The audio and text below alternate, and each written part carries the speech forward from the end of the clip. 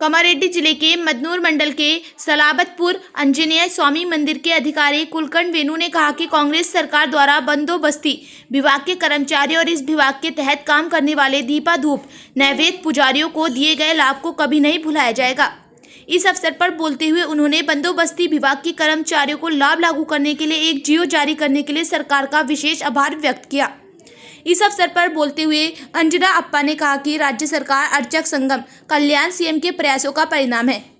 रेवंत रेड्डी बंदोबस्ती मंत्री कुंडा सुरेखा जुक्कल विधायक थोटा लक्ष्मण कांठा राव।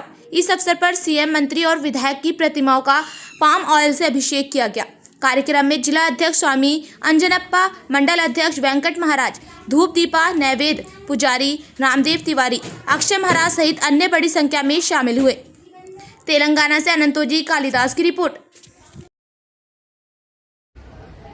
అర్చకుల యొక్క సంక్షేమం కొరకు అర్చకుల యొక్క అభివృద్ధి కొరకు పాటుపడినటువంటి ఈ ప్రభుత్వం రేవంత్ రెడ్డి గారి నాయకత్వంలో స్థానిక శాసనసభ్యులైనటువంటి కోటా లక్ష్మీకాంతరావు గారి యొక్క కృషితో మరియు మా మంత్రివర్యులైనటువంటి కొండా సురేఖ గారు మరియు ప్రిన్సిపల్ సెక్రటరీ శైలజ రామయ్య గారు, మా కమిషనర్ వెంకట్రావు గారు, ఏడీసీ శ్రీనివాసరావు గారు, మా సహాయ కమిషనర్ విజయరామారావు గారి యొక్క కృషితో ఈరోజు మా ఉమ్మడి జిల్లాలో ఉన్నటువంటి అర్చకులకు మరియు ధూపదీప నైవేద్యం అర్చకులకు వాళ్ళ యొక్క అభివృద్ధికి గాను ప్రభుత్వము నిన్నటి రోజున ఒక బ్రోచర్ విడుదల చేసింది.